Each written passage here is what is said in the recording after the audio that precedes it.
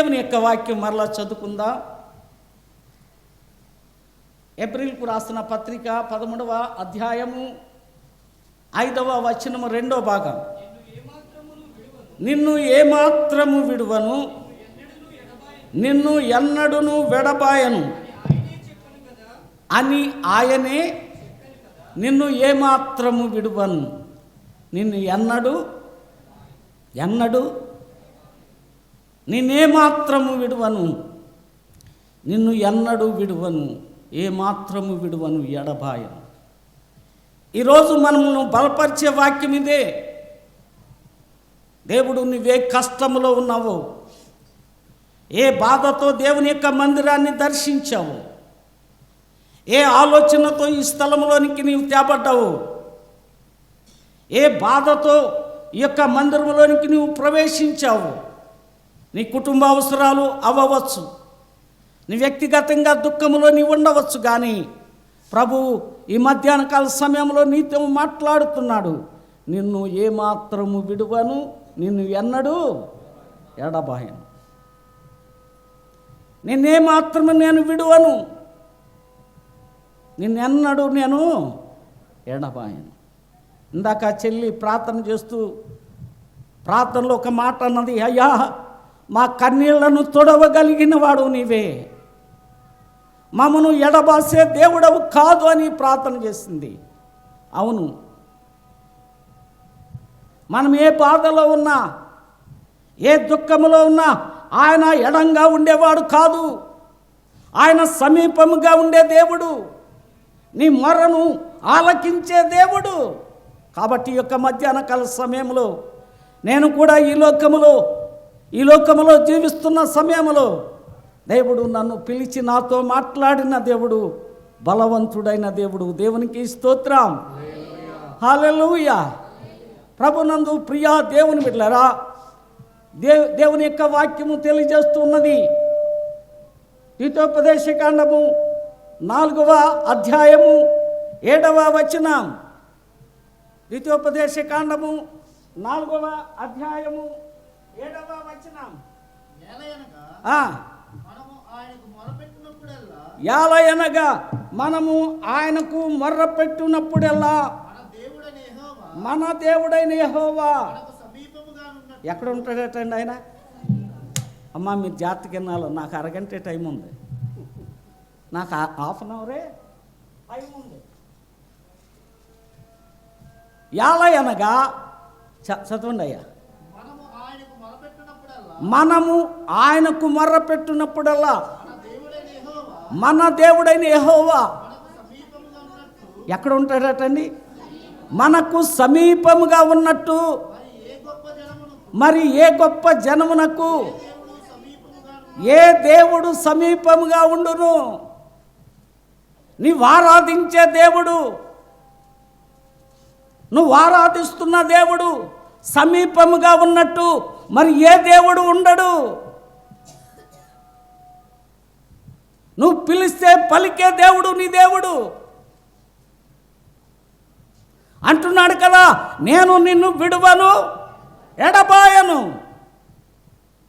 నువ్వు కష్టంలో ఉండవచ్చు, బాధలో ఉండవచ్చు, శ్రమలో శోధనలో ఉండవచ్చు, ఆర్థిక పరమైనటువంటి ఇబ్బందులు నీకు రావచ్చు. కానీ నీవు ఆరాధిస్తున్న దేవుడు ఏమంటున్నాడంటే, నేను నిన్ను విడువను, ఎడబాయ. నమ్మిన వారు సాధ దేవునికి స్తోత్రం చెప్తామా?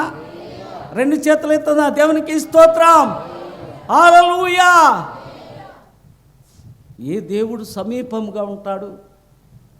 నీ మొర్రను వినే దేవుడు. ప్రియా దేవుని బిడ్డలారా, ఒక బిడ్డ ఒక యజమాని దగ్గర పని చేస్తూ ఉన్నది. ఆమె ఏ పని చేస్తూ ఉన్నదంటే, ఆమె ఇంటిలో ఒక సర్వెంట్గా పనిచేస్తూ ఉన్నది. ఇంట్లో ఒక యజమానురాల దగ్గర అంట్లు తోమటం, బట్టలు ఉతకటం, అలాగా ఏ ఆధారం లేనటువంటి ఆ బిడ్డ పేరు అక్షయవల్లి. ఏం పేరండి? అక్షయవల్లి. అయితే యజమానురాల దగ్గర చాలా కాలం బట్టి పనిచేస్తూ ఉన్నది. ఇంటిలో ఉన్న పని అంతయు నిర్వర్తిస్తూ ఉన్నది. ఆ పని పూర్తి చేసుకుని వెళ్ళిపోతుంది ఇంటికి. ఒక దినాన్ని తలంపుగా పని చేసుకోవటానికి వెళ్ళింది. వెళ్ళి పని చేసుకుంటున్నది.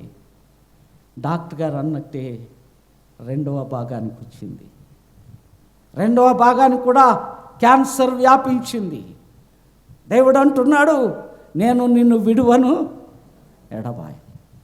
నువ్వే కష్టములో ఉన్నా, నువ్వే బాధలో ఉన్నా, ఎంత ఆర్థిక పరమైనటువంటి ఇబ్బందులు వచ్చినప్పటికీ నీ భర్త నీ మాట వినకపోవచ్చు, కానీ ప్రభు పాద సన్నిధిలో పడి నువ్వు కన్నీటితో ప్రార్థన చేస్తే ప్రతిదానికి సొల్యూషన్ ఉన్నది, ప్రతిదానికి పరిష్కారం ఉన్నది. ఆ యొక్క యజమానురాల దగ్గరికి వెళ్ళి ఆ చెల్లి పని చేసుకుని వచ్చేస్తుంది. డాక్టర్ గారి దగ్గరికి వెళ్తే డాక్టర్ గారు అన్నారు కదమ్మా, ఎడమ భాగాన్ని కూడా వ్యాపించింది, ఎడమ భాగం కూడా ఆపరేషన్ చేయాలి అంటే, అయ్యా నా దగ్గర ఇంకేమీ లేవు, నా దగ్గర ఇంకేమీ లేవు అనేసి అన్నప్పుడు డాక్టర్ గారు కూడా ఏమీ చేయలేదు. కానీ ఆ పాప ఏడుస్తూ కన్నీటితో వస్తుంటే, ఇలాగే దేవుని యొక్క మందిరానికి వెళ్ళినటువంటి ఒక పెద్ద ఆవిడ, అమ్మా అక్షయ్ ఎక్కడి నుంచి వస్తున్నావు అని అడిగితే, అమ్మా పని చేసుకుంటాకి వెళ్ళాను, వస్తున్నాను. అమ్మా దేవుని తెలియని పెట్టావు కదా, నేను దేవుని కలిగిన పెట్టను, కానీ ఒకసారి నువ్వు పని చేయొచ్చు కదమ్మా, నువ్వు పని చేయొచ్చు కదా, నేను వెళ్ళే మందిరానికి నిన్ను తీసుకుని వెళ్తా, నేను వెళ్ళి ఆ యొక్క మందిరానికి ఆ బలిపీఠం దగ్గరకు నేను వెళతా, నువ్వు కూడా రామ్మా అక్షయవల్లి అని అన్నప్పుడు ఆ చెల్లి ఏడుస్తూ దేవుని యొక్క మందిరానికి వెళ్ళింది. ప్రియా దేవుని బిడ్డలారా, దేవుడు అంటున్నాడు కదా ద్వితీయోపదేశ కాండము 7వ అధ్యాయం 4వ అధ్యాయం 7వ వచనంలో ఏమన్నదండి? ఒకసారి చదవండి. ఏలయనగా మనము ఆయనకు మొరపెట్టినప్పుడల్లా మన దేవుడైన యెహోవా మనకు సమీపముగా ఉన్నట్టు మరి ఏ గొప్ప జనమునకు ఏ దేవుడు సమీపముగా ఉన్నాడు? అక్షయవల్లి ఏడుస్తున్నది, అయ్యా కుడి భాగానికి క్యాన్సర్ వ్యాపించినప్పుడు ప్రభువా నీ సన్నిధికి వచ్చాను, ఎడమ భాగానికి వ్యాపించింది, ఇప్పుడు నీ పాద సన్నిధిలో మోకరించి ప్రార్థన చేస్తున్నాను, దేవాన్ని సాక్షిగా జీవిస్తా, ఈ వ్యాధి నుంచి నన్ను తొలగించు ప్రభువా. ఏడుస్తుంది చెల్లి, ఏడుస్తుంది, ప్రార్థన చేస్తుంది, నిన్ను స్వస్థపరిచే యెహోవాను నేనే. ఒకవేళ ఈ మధ్యాహ్న కాల సమయంలో ఈ స్థలములో నీవే వ్యాధితో ఉన్నావో, ఏ బాధతో ఉన్నావో, ఏ వేదనలో ఉన్నావో సమస్తము దేవునికి తెలుసు. ఆ బిడ్డ ఏడుస్తూ ఉన్నది, దేవుడు దర్శించాడు, దేవుని యొక్క హస్తము ఆ బిడ్డను తాకింది. దేవునికి స్తోత్రం. ఆ బిడ్డను తాకింది, దేవుని కృపను బట్టి ప్రార్థన చేసుకుంటుంది, దేవుని సన్నిధికి వస్తుంది, దేవుని యొక్క మందిరానికి వస్తుంది, ఏడుస్తూ ప్రార్థన చేస్తుంది, దేవా ఈ ఎడమ భాగంలో ఉన్నటువంటి గడ్డను కరిగించవా,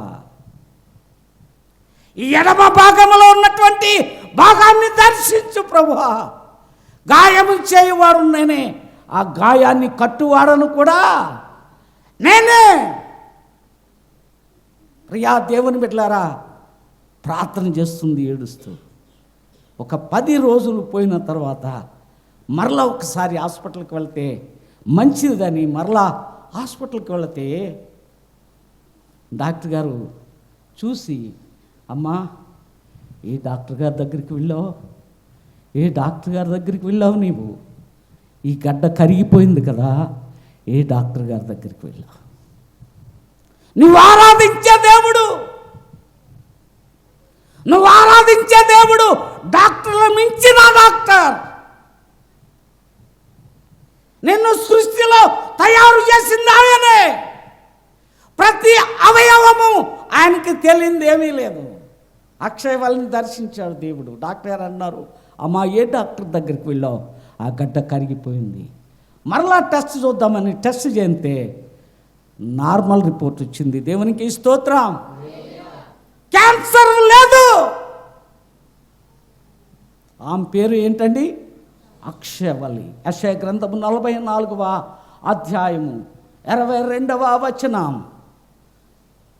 యెషయా గ్రంథము 44వ అధ్యాయము 22వ వచనం.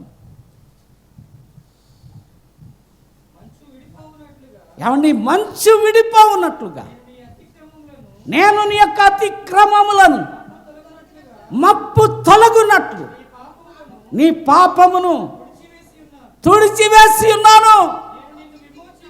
అబ్బా ఏమన్నాడండి? నేను నిన్ను విమోచించి ఉన్నాను. నా యొద్దకు మల్లుకో. చాలరా నాన్న, నా యొద్దకు మల్లుకో. నువ్వే బాధలో ఉన్నావు, ఏ డాక్టర్లకు మించిన డాక్టరీ మందిరములో ఉన్నాడు, దేవుని ఆలయములో. దేవుని ఆరాధించు.